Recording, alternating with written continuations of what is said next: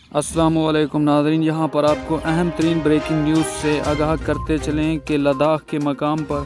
भारत और चीन के दरमियान झड़पें हुई हैं, जिसमें कई भारतीय फ़ौजी हलाक हुए हैं, जिसके बाद भारतीय मीडिया पाकिस्तान पर इल्ज़ाम लगाने से बाज ना रहा